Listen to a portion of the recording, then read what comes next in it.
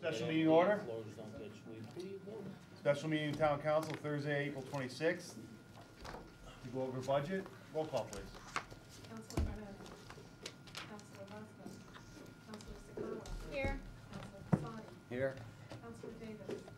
Councilor Jennings. Here. Councilor Paul. Here. Mayor Ludwig. Here. Councilor Miller. Deputy Mayor Sickert. Councilor Arnott. Here. 6 Item number 2, budget discussion. Item A, Town Council, in your book 11, and your detail book, page 1.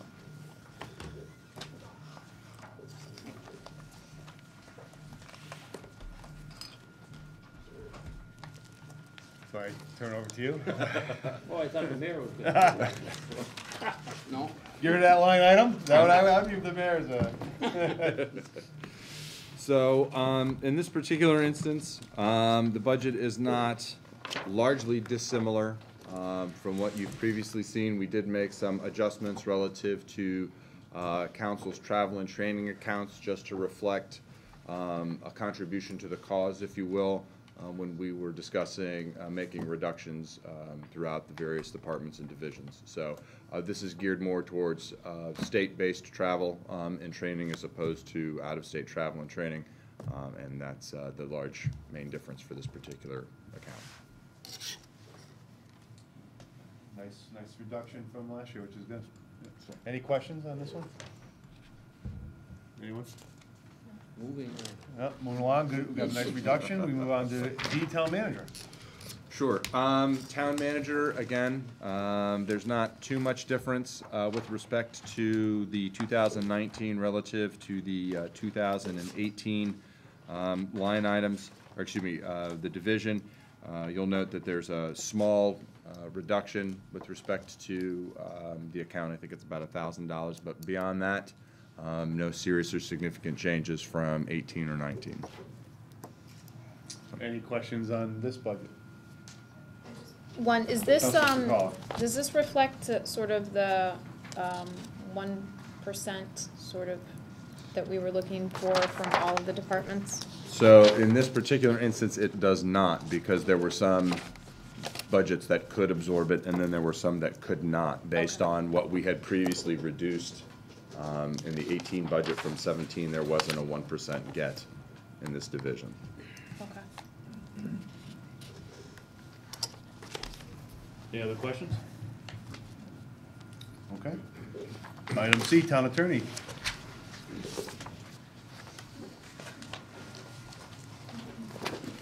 Good evening. Hello, sir.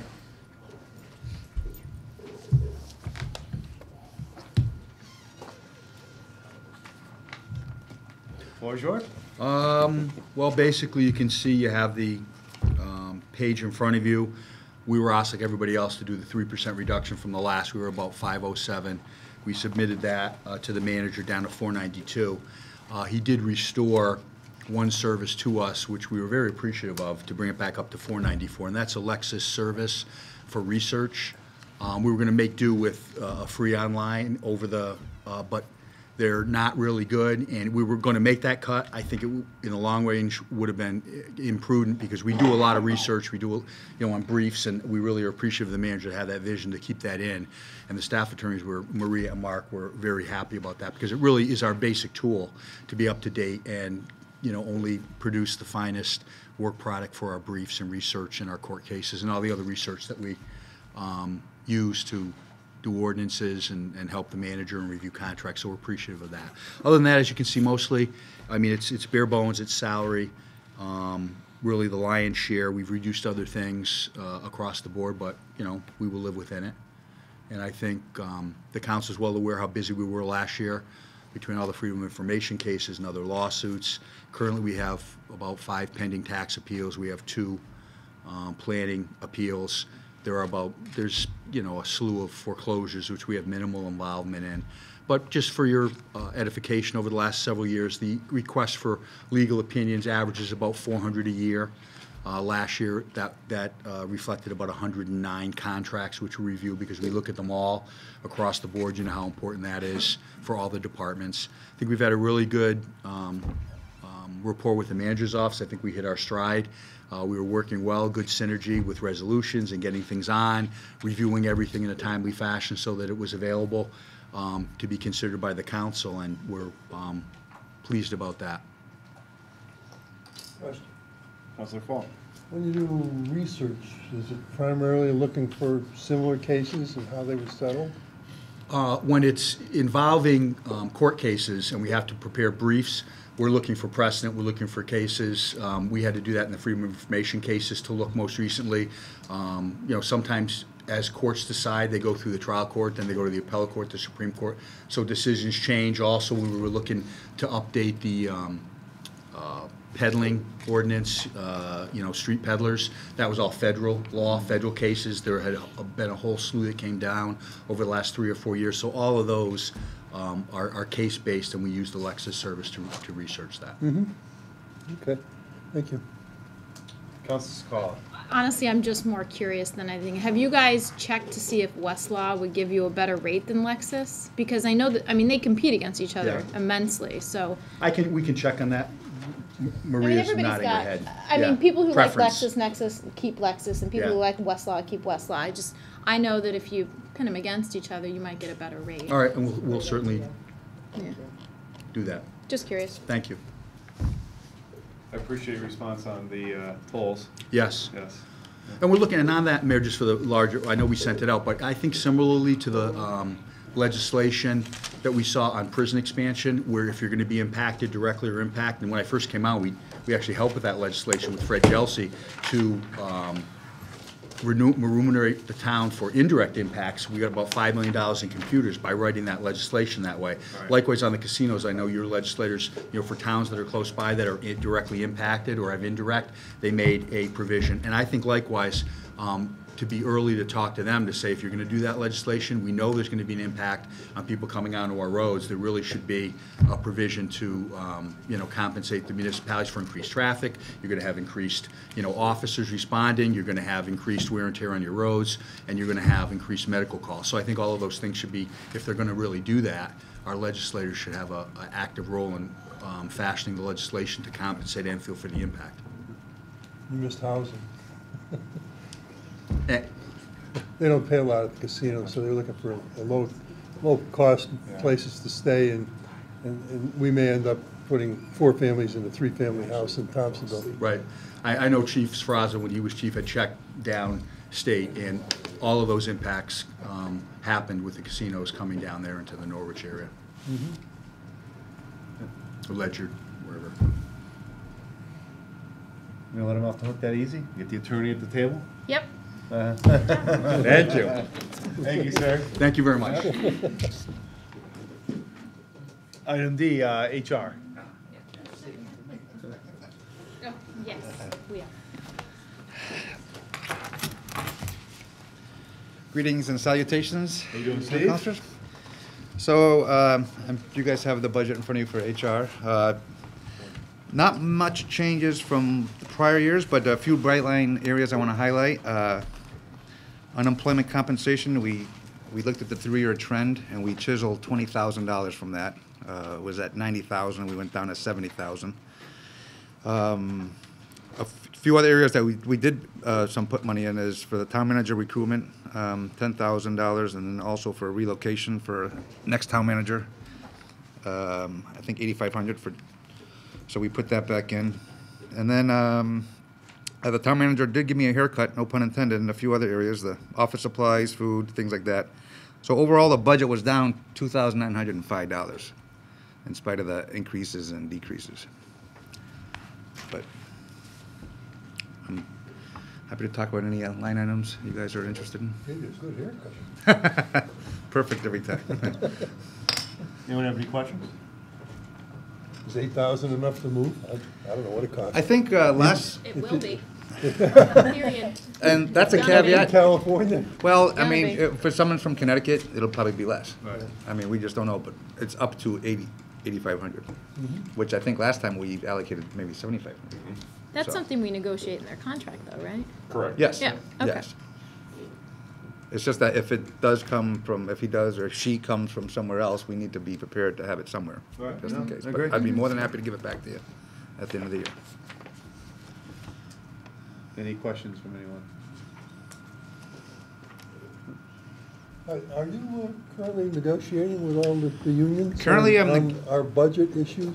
Well, let me just talk negotiations first. I have formal negotiations going on with the town, Department of Public Works, which also entails library and dispatchers. Their contract expired June 30th of 2017. We're still actively negotiating as we speak. Expiring will be the police contract and the EMS department. As far as negotiating other contracts, they're not legally obligated to negotiate anything at this point unless they agree to open up the contract. And I have not had any direction to go to open up contracts at this point for those other. We have 7 unions. But even if you're not opening the contract, are you having discussions with them? Oh, yeah. They read the paper, and they have had, I've had discussions from the last budget year when we discussed furloughs and things like that. And we're always discussing, but that's all they are, discussions. Well, at least you're having a discussion. Yeah. Oh, and There's no surprises here. I don't believe so. I think everyone's aware to a certain degree of what we're facing. We've been preaching it for a good year plus. Yeah, and they know what's coming down the pike, and if they're not aware of it, well, I don't know what to say, because I know I've talked to all the union presidents at one point or another of the situation we're in. I think they're cognizant of that. Okay. Councilor Casati. Yeah, can you explain to me, because I've seen this even from some other departments, under your professional development, and then you have other professional services. Could you just explain a little more on that? Okay, professional development, I think all departments have some sort of professional Right. development. So in my case, I have an employee who does benefits administration. So there's FMLA is one area of law she needs to be aware of, and I will send her to a seminar, which may cost about $800, $900. It's an all-day seminar. Updates on the latest trends, the latest, thank you, the latest court cases, whatever. So we're on top of either FMLA, OSHA. There's a lot of laws that apply in the human resources world. I can give you a whole alphabet of every law. Yeah. So we need to be on top of that. I'm an attorney, and I try to keep abreast of what's going on, but also I need people to help. So that's for professional development. Other purchase or professional services is when we're hiring police officers. By law, I have to send them for physicals. I have to send them for sites. Yeah. I have to send them for background checks. I have to send them. There's a lot of vetting that goes on. Arbitrators, yeah. Arbitrators, yeah, we were in arbitration. Unfortunately, we settled with the clerical union. And I'm happy to say, in my 8 years I've been here, I've never gone to arbitration. And that's good. That means we work together, we solve it. And that's, whenever 2 parties can walk away from the table, an agreement, that's a lot better than having an arbitrator dictate the award and someone's embittered for the next 3 years. Right. So, Okay, thanks. okay. Yeah. Councilman Bosco, then Councilman Day. Excuse me. You were talking about the process for like the police department. Yes. If you were told today to hire whatever amount of cops, how long realistically would it be before we can set someone in a seat, not counting what it's gonna take to go to the academy? So not counting the academy. Not counting that. And not counting FTO training, just to get from, okay, so the way it works is that the police chief will say, I need 5 cops. He puts in a vacancy request form. Town finance director will look at it, says, yes, you have money in your budget to appropriate for those 5 officers. The town manager decides, yes, I do want to hire, so he has final say on how much we expand or contract the workforce. Once the town manager blesses it, yes, go ahead and fire 5 bodies. I then have my department start the process. We use a program called Police App, which is affiliated with the Post Academy, where we then start vetting people who already took the written test. We start the oral panel process. So we set up with the chief and. Well, how far back do you go on a written test?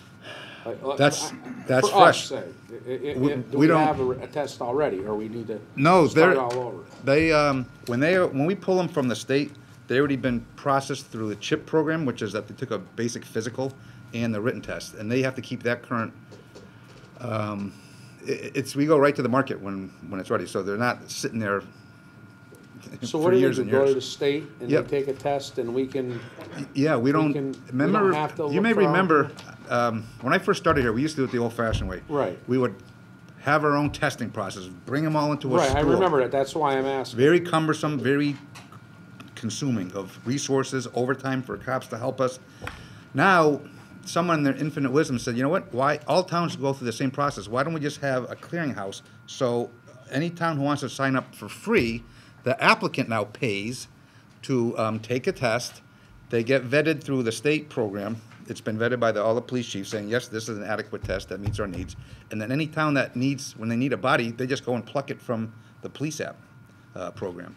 And then we just start pulling them in. We can itemize based on what score, from 80 and above, 90 and above, whatever, and say, hey, if you're interested in working in the town of Enfield, we were going to do oral panel tests. Do you want to come?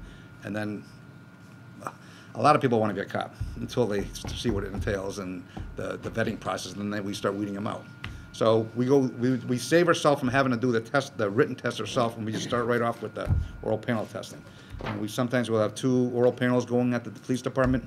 We use our officers and someone from HR sitting through all of them, all-day affairs for 1 or 2 days, and we start that process.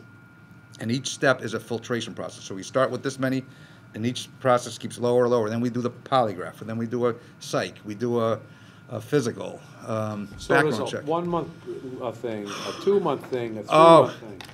For one person, it could be. It depends on schedules of the polygraphist, schedules of the psychologist, schedules of police officers that how many So at least backgrounds. 3 months then to get somewhere. out there. Yeah, that's about to vet someone from start to finish.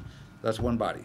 So if we're doing multiple people, it might even slow it down more. It could stretch it as much as 6 months trying to go full Easily, bore. easily. And not counting the spot on to see if we can get them a thing at the academy. Correct. Party Academy. So Okay. sometimes we try to attract people that are already certified officers, and but depends. You don't know what you're getting. Right. You know. Now you answered my question. Okay. Thank you. What's up? Councilman Denny. Yeah, just one thing. At one time, I noticed this was in your budget, and probably last year too, but at one time, wasn't all departments, you weren't always, Human Resources wasn't always paying for drug testing and all of that for every employee in the town. Was it under departments before at one time? That line item? I'm not sure. I don't recall because No? So you've always had we've been this the clearinghouse because we do them for when we initially hire them. for everyone? We send them to the drug test. I think they always come to us, to be honest with you. EMS, CDL drivers, we get the flow sheets from Foley Services, and then we hand them to the respective departments, and they have to schedule them. But that line item has always been yours. Correct, as long as I remember, yeah. Thank you.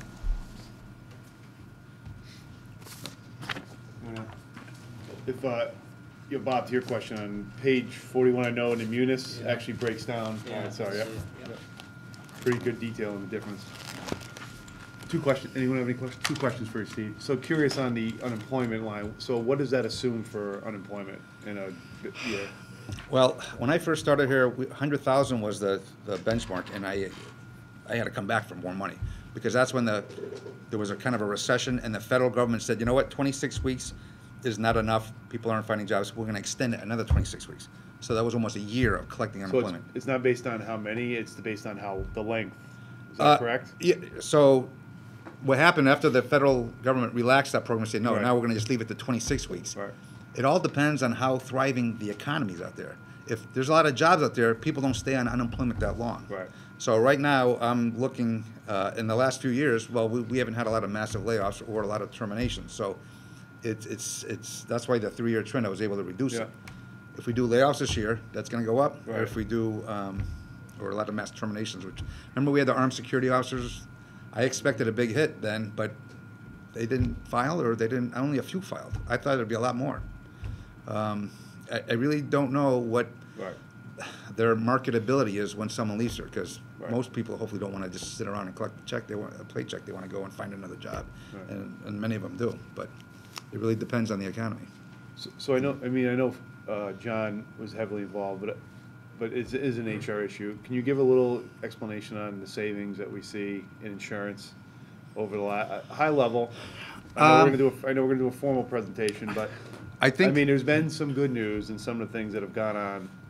part of the savings, Right. I can say, is because of, I've been negotiating people off the PPO plan and going to the HSA plan. Yeah. I'm only down to one union now, which is 1029 Public Works.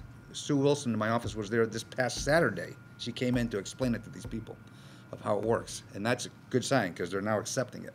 But all the other unions are now on board. So there's enough empirical data to show that health insurance saves money. And Well, and again, explain to people, so, again, because this was done in sub-insurance committee. oh, yes. Explain why we stayed self-insured and the benefits of why folks are going to these health fairs and all the other things that we are, it's an HR development, so again, I want to give you All the right. floor to be able to explain it, because it's important, because the trend that Ryan showed last night is rare you get that kind of trend in any marketplace. True. And so, we're talking well, about a lot of bad news here. I know, But there's actually but- some good news in some of this. Couple of things also we're doing. So we do a biometrics fair where we are, and we've been doing this since I've been here. We want employees to come here, and we're using our wellness dollars from Cigna to give them $25 if you show up to get your numbers. So they do a blood, they do your weight, they do 5 or 6 key numbers. A lot of people don't want to know what their numbers are. And then what happens? They end up having a high blood pressure or something like that, and then we have to treat this symptom as opposed, or the ailment, as opposed to just being proactive and learning the numbers beforehand. Saying, you know, if you change your diet, we see where you're trending, you can start doing something to be healthier instead of waiting until now you have a full-blown whatever outcome. So we're being proactive by enticing them with $25 gift cards. And then if you do a physical assessment, you get another $25.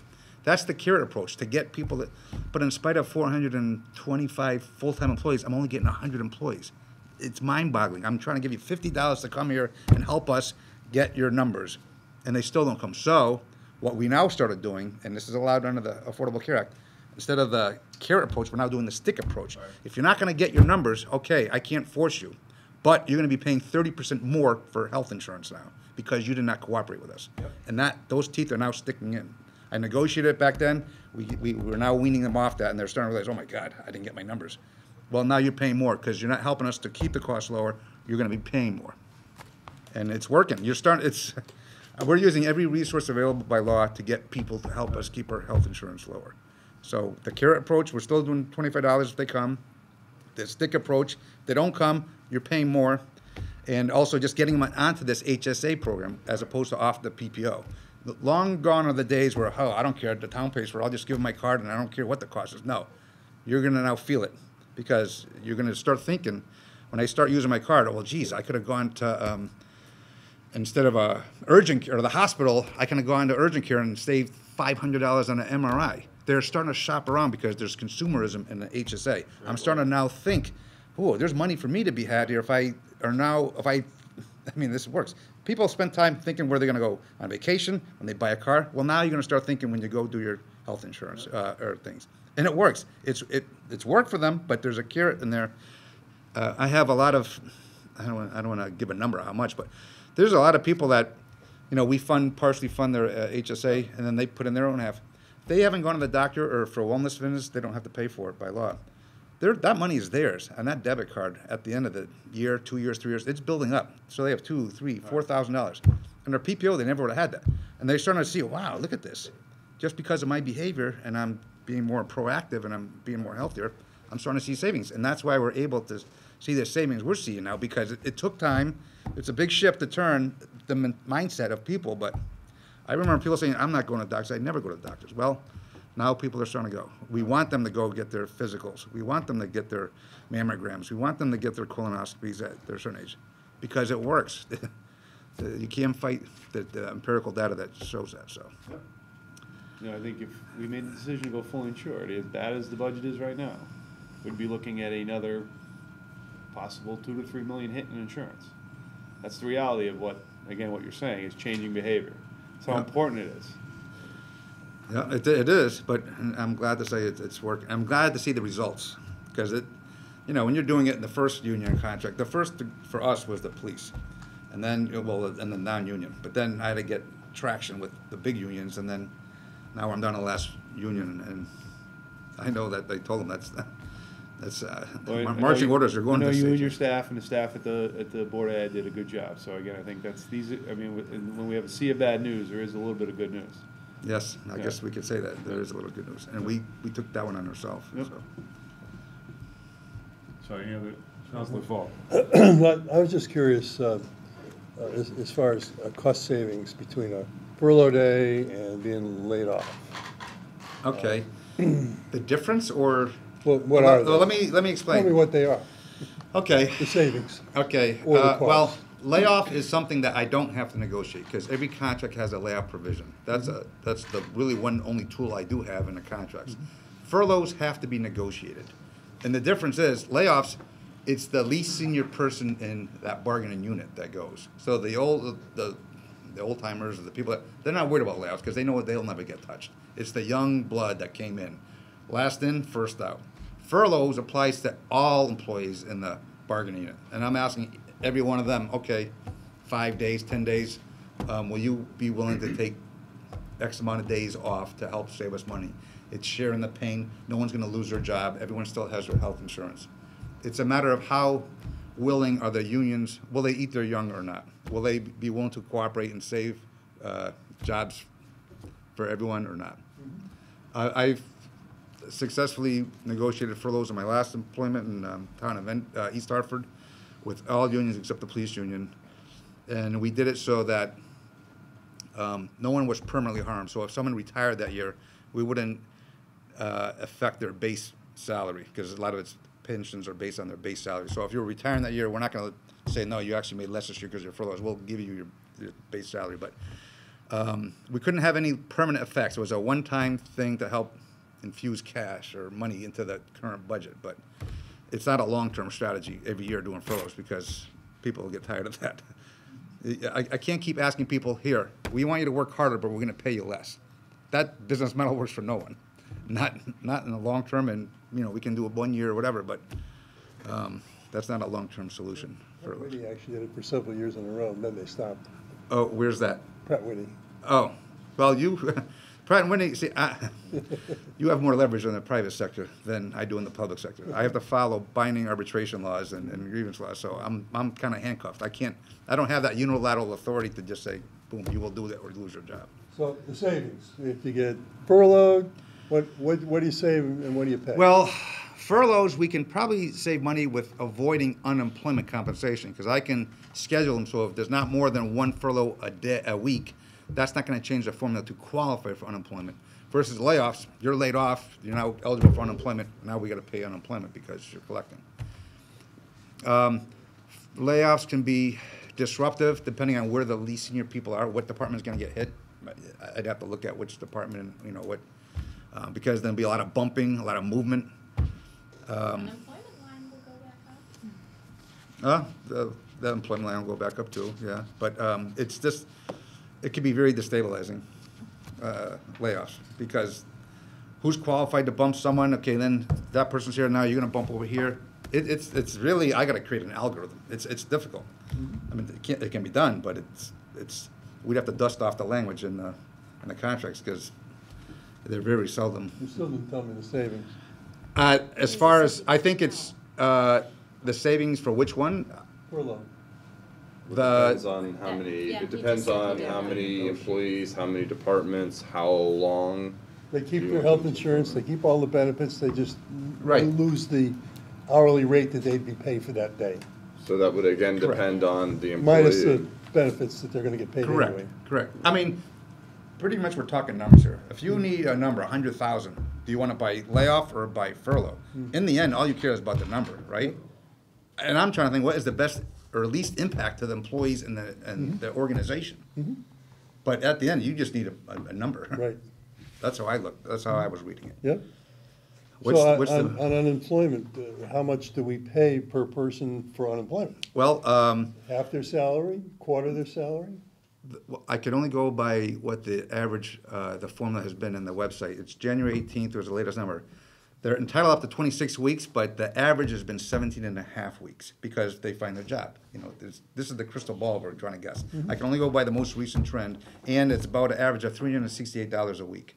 So you have part-timers making a small amount, and you have people, there's a certain threshold after you make a 55, I forgot what the number is, you're gonna get capped of what you're gonna get in unemployment. So what they get paid, we're actually paying it, Correct, not the state, us. I think the way it's set up is we pretty much pay, like we're almost like self-insured in that respect, is what you're saying. So, it really depends, what the hit is gonna be is how long are they gonna be unemployed, and I can't guess, because if they find another job, if it's a more clerical work, maybe they can find it quicker. If it's a specialty job that, you know, the higher up, the more higher paying job, usually the harder it is to find jobs that quickly. But the lower the paying job, usually the easier it is to find another job, generally. So I'm guessing, like I said, when we laid off all those armed security officers, I thought I was gonna get whacked with 14 bodies, but only a couple went. So they decided not to apply, or, you know, you have to go, call up, you have to show that you checked 3 employers and sent in resumes. This is a little bit of work to go and prove I yourself. know, I've been there, done that. Yeah, so. Many times. Me too. So, they probably, and they were retired cops to begin with, so they probably didn't even bother. But, I really can't guess. All I can do is, my best indicator is the trend right now is 17 and a half weeks, someone's out, and average is about $368, and that's fresh numbers. I just Okay. looked at. Thank you. But wouldn't you do it over a 2-year period, right? Because then in theory, so just assume everyone took unemployment that you laid off, right? If you made that assumption. The second year is where you get you sort of get some, little, you know, obviously because you're on. Well, if you're laying right? off, yeah, I'm assuming Right. it's a permanent layoff, right? Or I don't know, I'm just saying, I you don't do it know. over a 2-year period if you're gonna look at it. That's one way of looking at it. Right. Once we eliminate the position and we don't fill it, then you Right. get your savings in the following Right. year. Is that what you're saying? Yeah, and that, I think that's kind of what Peter's asking, I think, Okay. yeah. I didn't know if that's what you're asking. Yeah, in a 1-year snapshot Right. versus a 2-year, It's 3-year. really a 4-year. 2-year look at it, right? Yeah. I mean, you may have heard the state do this, and it kills me, but they do early retirement handshakes. So they pay people to retire early, and if they're only 2 years away from pension eligibility, they pay them to get them. But then they go and fill those positions, so where's the savings? It doesn't make any sense. Well, savings is you're paying someone cheaper money and less benefits, probably. Maybe, Go cheaper from money. whatever, 4 to 6 weeks of vacation down to maybe 2. Yeah, but I paid them to leave. I don't know, I guess the study's shown that they didn't save much money when they did that. But- Right. And it has to be done correctly too. If you recall, I think it was Governor Rowland laid off a lot of people, and the lawsuit came back, and they're paying it back now because he didn't either follow the contract or follow.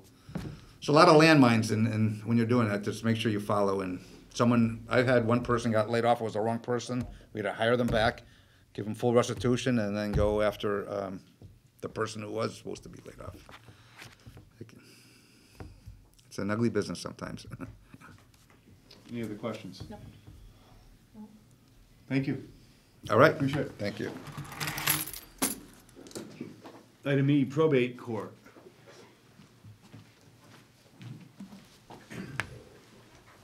Hi, Tim. How you doing? Very good. Good evening, How you doing? Mr. Chairman, members of the council. Pleasure to be here. Thanks for coming. I'd like to hear a little bit about probate. Yes. Love to hear about it. Great, okay. So good news is, our budget this year is effectively a 8.14% decrease from last year. I got my new chief clerk, Arnaldo Rivera, brought him with me tonight. We've got a pretty conservative budget, some increases. We have a decrease in our postage, decrease in our technology equipment, which is basically the surveillance system in my office, so that if there's a problem, the clerks will see it in the next room and they can call the cops, basically is how that works. But we just put it in there in case we need to upgrade it. The good news is that, this is important, is that any money we don't spend gets returned to the town. Also, the budget is for 4 towns. So effectively, Enfield's share of it is $28,413. And the Enfield bills the other towns. Summers is $8,552, Stafford is $7,652, and Union is $450. Big town. So, let's see. Also, of course, my primary goal is to raise the bar on performance in the office, and we do that on almost a daily basis. And treat the public with respect and compassion, and be consistent and fair to everyone. And I've been doing that for 7.5 years, best job I've ever had. It's too bad I have to leave in September. But can't stay forever. Nothing good lasts forever, I can assure you. So I'm here to answer any questions you might have. I mean, we have a little bit of distribution with regards to our caseload. We have 1,652 active cases in the office. Out of that 1,652, 550 are full estates, 312 are conservatorships, Children's Matters, 145, Guardians for the Intellectually Disabled, 290. And by the way, the state has been very stingy in giving us money. We asked last year for $6 million, and we got $2 million. Better, a little better than us, I think. Let's hope the town of Enfield doesn't follow that track. But it's a great system. I think it's very efficient the way it works, and we're all about public service. Any questions I can answer? Yeah, it's probably to John maybe, but are the other towns paying? Because I know at one time. Good question. I told you that. Some of those towns were not coming up with. Well, they weren't getting billed. I think that was the issue. We're billing them, but are they paying? Good. Well, we actually missed, I think, the town of Union, and we ended up correcting that, rebuild them, they paid, rebuild all the other towns and straightened everything out. And since then, yes, they have been paying. Okay, thanks, John. Because I knew there was a time when, like you said, we missed Union. That was a point I made last year. I think it was last year, yeah. You overlooked Last Union. year in the budget, yeah. We overlooked it. I don't know why, but $400, yeah. You get involved in passports at all? We don't do that anymore. We stopped doing that about 6 years ago. You have to go to the post office now. In fact, I gotta renew mine, so it's, wish we hadn't stopped it. Yeah, I thought I got hers from probate years ago. Councilman Bosco. Well, Tim, I just gotta say, it's a shame that we're gonna lose you. I I mean, appreciate that. from where we were when you came on to now, Exactly. I think the whole department is running nice and smooth, and we're not getting no complaints, and, I mean, It's all about complaints, as you know. Thank you. Thank you.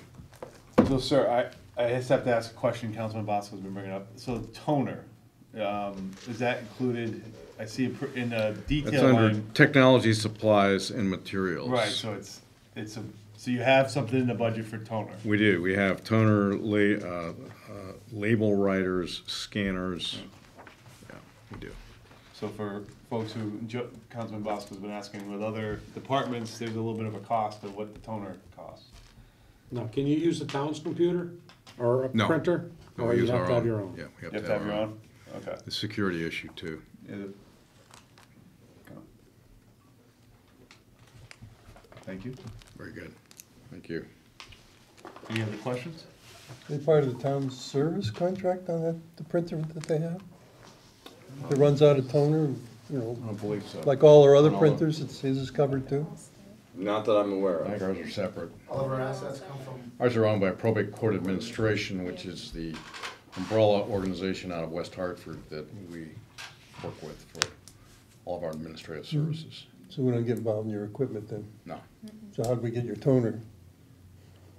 No, that's a supply that that's something we use that gets used up. Supplies are billed to the town, not the equipment. Okay. I thought maybe you had a deal with whoever you got the printer from, that the toner was part of that deal. I don't know anything about that, you know, Arnold? No? Okay. Actually, statute 45A-8 states that the town has to supply that. Mhm. It says right in there. Okay. And our telephone bill went from 2,000 to 3,500 because in the past, we were only getting billed for 4 lines, and I guess there was an audit done and said, hey, you got 7 lines, so you gotta pay more. I said, okay. Why do you have 7 lines? Well, because we have You have 7 4 and a people? half employees, yes. 4.5 employees? That still doesn't add up. Oh, to I have 7. 2 in my office. I've got 1 for the courtroom, Mhm. 1 for my private office right behind it. Okay. So it's not based on number of people, then. It's function. Yeah. I think that's it. Thank you. Thank you, sir. Good to see you. Yeah, you as well.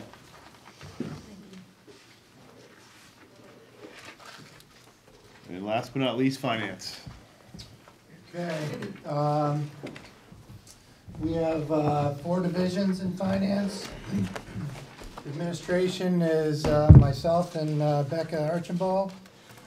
Basically, mostly we do oversight over the financial reporting process, answering any of you guys' questions, and also dealing with certain billing, sewer billings, not sewer billing questions mainly, also deduct meters and things like that.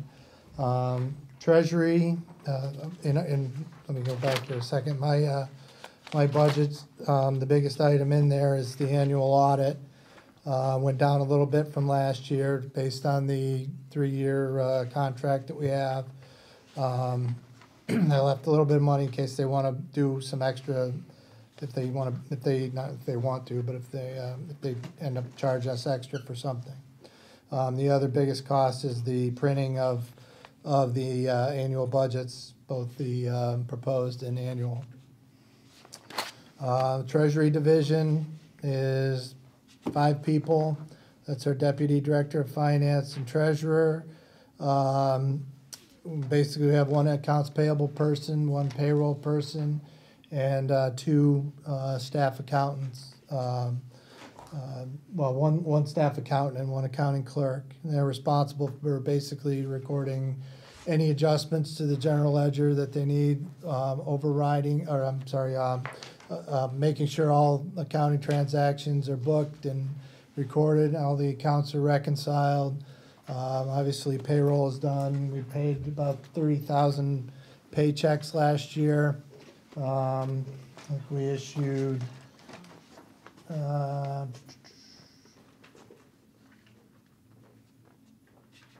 we made about another 12,000 vendor payments. We've been changing from actual manual vendor checks to ACH payments. That is the new GASB best practice, and it's also reduced costs in terms of envelopes and postage and things like that. So we're trying to reduce some costs there. Then we have the assessor and revenue collector division. They collect taxes on about 60,000 accounts between all types, real estate, motor vehicle, and personal property. They're also responsible for preparing the annual grand list, making all adjustments to the grand list, making any adjustments when building permits are issued, things like that. And then they create the bill file for the annual billing that goes out in June. One of the things we're working on there is potentially with the new system, we may be able to reduce the number of actual billings that we send out. So instead of sending 2 real estate bills per year, we could send maybe 1 one real estate bill with 2 tags on it, which would help reduce printing costs and postage. It's probably save us another $10 or $12,000 a year or something like that. The last division, basically the costs are, down a little bit from there. Our biggest costs in there are the printing of the bills and the postage that relate to it besides personnel. The fourth division is the general service division. That's our purchasing department. We have one purchasing agent. She's responsible for basically reviewing and making sure all of our RFPs go out correctly. She works with individual departments across the town to make sure everything is included that we need, all the insurance provisions, everything from soup to nuts. That includes all of the bonded projects, so any RFPs that have to go out on the big roads projects, that's her.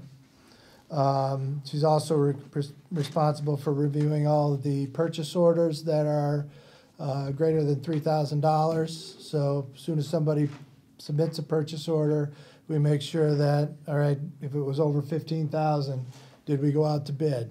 Did we, does the purchase order agree with the contract that was settled? Things like that. That was agreed on, I'm sorry. And that division also includes the receptionist for the desk by the main entrance. Basically, they are responsible for answering phone calls, directing town residents around the building. They also sort the daily mail, distribute it to the individual departments, meter the afternoon mail, and they're also available to help out any of our other divisions when we need assistance with, if we've got a large mailing that has to go out and need to sort and stuff envelopes for something, we will use them. So, if there's any questions? Any questions for anyone?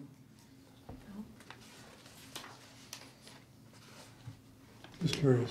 Go ahead. If we were going to reduce labor costs, how do we determine the savings or the cost associated with, we want to get to a certain number at the bottom. How do we get there? Well, And it's spread across multiple departments as well. yep.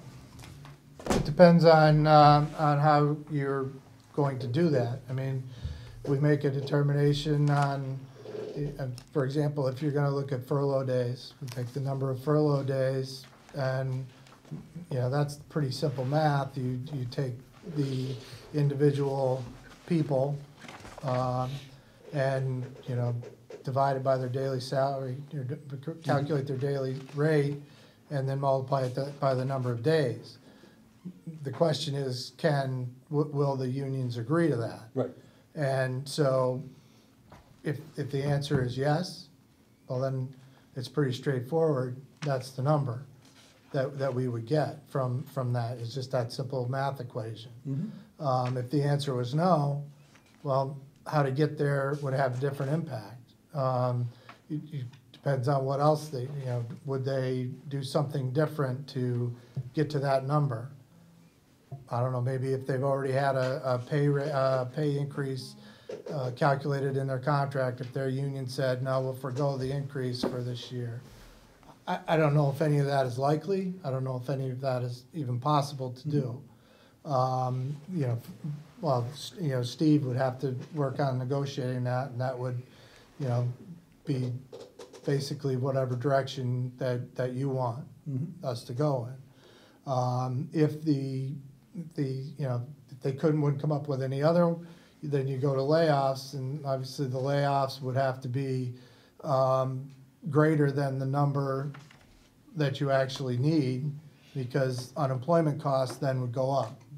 So, if you need 20 people to get to the number that you're looking for on the bottom line, you may need 25, 26 people, 27 to get to the actual number. Yeah, and this would be spread out over a bunch of groups, not Well, just I one think group, I would if you think. said that, you know, you needed to do it on the individual, you know, if you were looking for furlough days originally, and, you know, people, agreed to it, like I said, that would be easy. But if you did it, if they weren't, then you'd look at the number of people in each union, and each union, that would be the savings that they're responsible for. And, you know, you'd have to work with that union to achieve that amount. Okay, now this might go to you, and if we vote on the budget, I don't know, May 15th or whatever it is, and we don't have answers to any of these questions, furlough days or layoffs, how would we achieve that? All layoffs? Or do we talk to the unions and give them kind of an ultimatum? We're gonna vote on the budget on this date, and we need your answer. Are you gonna do it or not? So the issue would come down to what targets are you as council setting? So how much do you want to see in savings achieved from the labor pool, from the employment side of the house? And then what are the priority services, or what are the priority services, or the priority areas that you want to sustain? So we would then work against that information, or with that information, to try and achieve whatever the projected outcome was, or whatever the desired outcome was. So, Yeah, we're looking at a very short window here, because we're almost to the end of April. Forcing your hand before you have time to do it. Yeah. We got like 2 weeks. so We start our budget deliberations, next Tuesday or Monday or something like that? Monday the 8th, I believe. Monday the 8th. Or Tuesday the 8th. Next week's the public hearing then. Right, correct. Correct. Oh, by the way, on the public hearing, I've watched you do the presentation a couple times, and I've never really heard the impact that it would have, your proposed 3.5, the impact that it would have on the average household. First of all, we need to know what the average household value is, or assessed value, and then what would be the impact on that. So that we can tell these people, this is what's being proposed, this is how it will impact the average. Sure. And I would like to see that as part of your presentation at the public hearing. More than happy to add that slide to the presentation. Councilman Bosco. On the unemployment, Yes. I know he touched on it. I know if I lay somebody off, I pay for that for a couple of years. But seeing as we're paying for that unemployment at the time, does it stop at the time the unemployment stops? If we lay Yes. someone off? Essentially, with the towns, we pay what the state pays on our behalf. So if somebody comes in and applies for unemployment and they get their whatever unemployment, that's turned around and billed back to us. So maximum that we really are gonna see is an unemployment of roughly 6 months to 26 weeks. to pay somebody. So it's, the maximum would be, and I think Steve said the average was $378, $70 something. So it's $370 times 26 weeks right now for an employee. That would be the maximum, But week 27, we're free and clear then, that's all, yes. okay. And then, there was one other thing, and I had it in my head, and then I started talking, and I forgot what it was. The number Steve was putting in his number, what was, the average is 17 and a half weeks, because Right. never everybody goes to Right. 26, so that's why he used 17 and a half weeks. For I just wanted to make sure that we weren't paying for this for 3 years down the road or 2 years down the road like I do. Now, I think you have to file quarterly Correct. unemployment tax returns, and they develop a rate that's essentially based on your history and stuff. So if you laid somebody off, that's a knock against your history, and you pay a higher rate for a Right. while.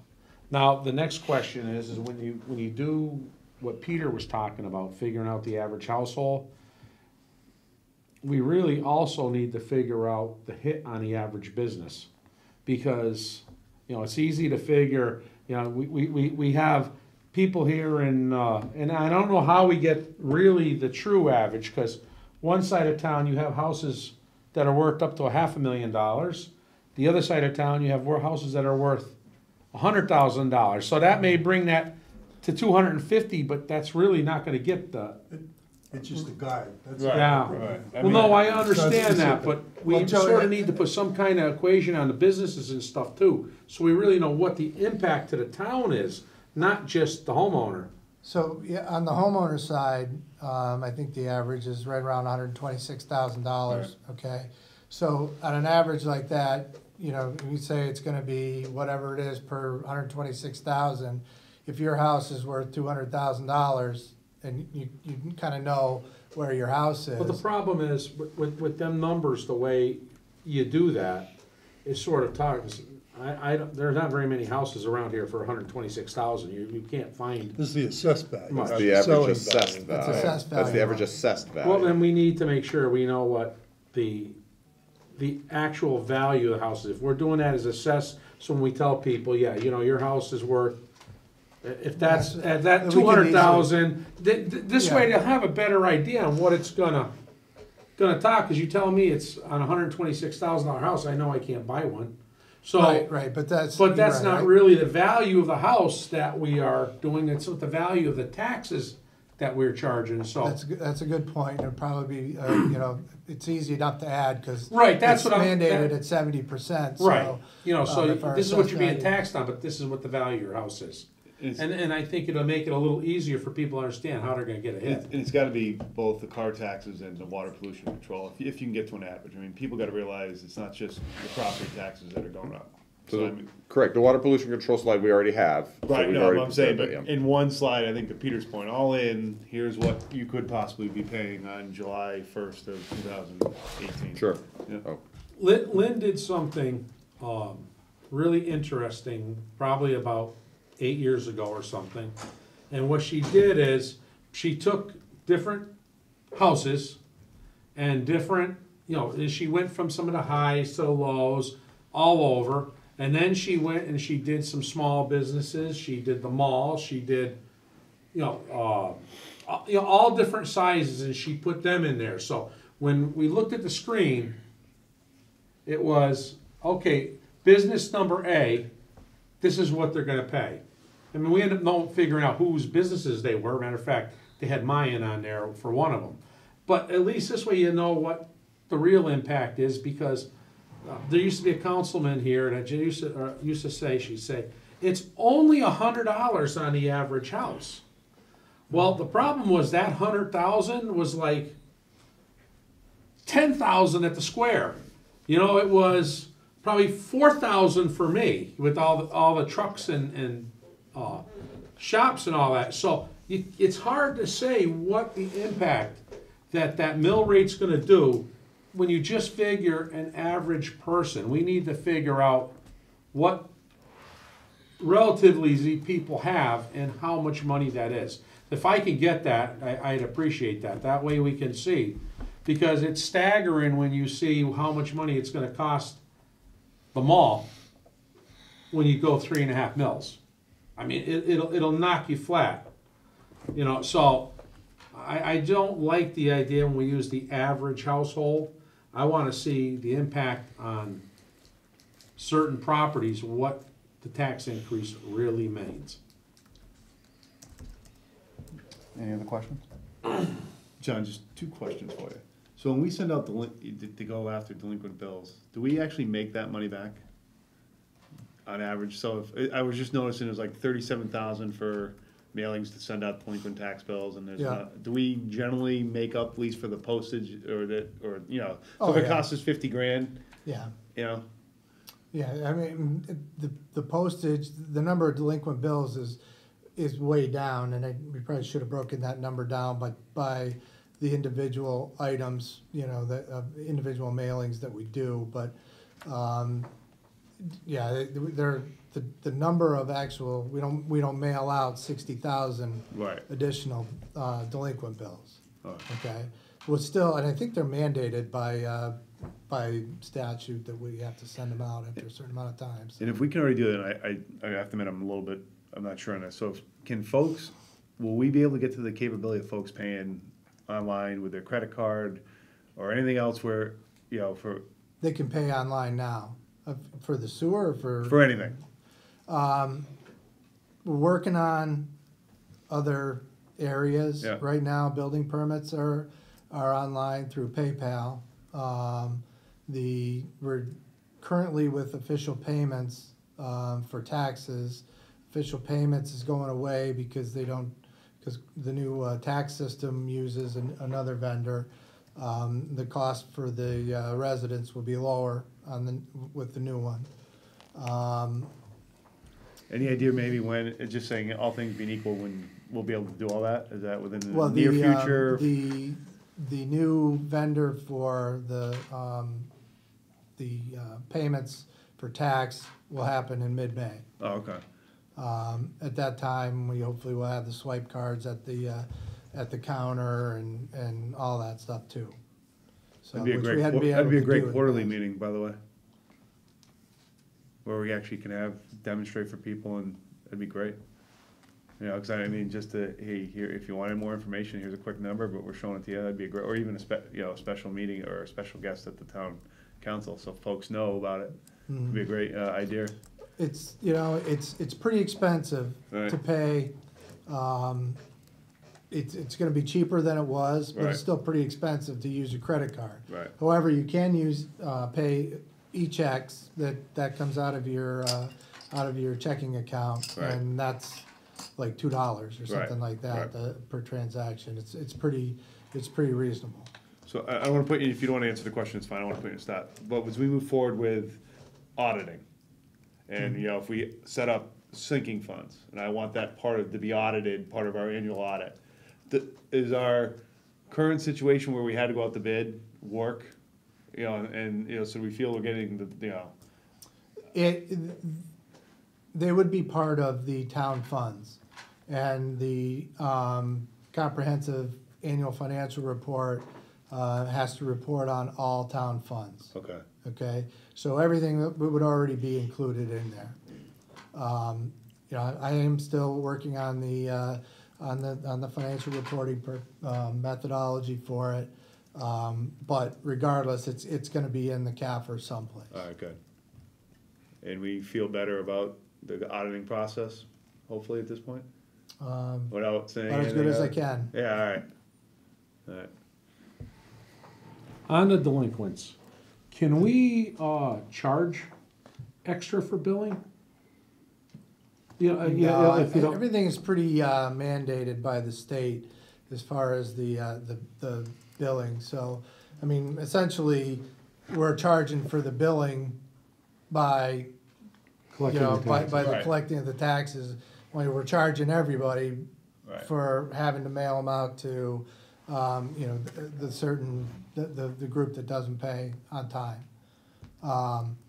But like I said, it's pretty strictly mandated as far as what we can and can't do on that.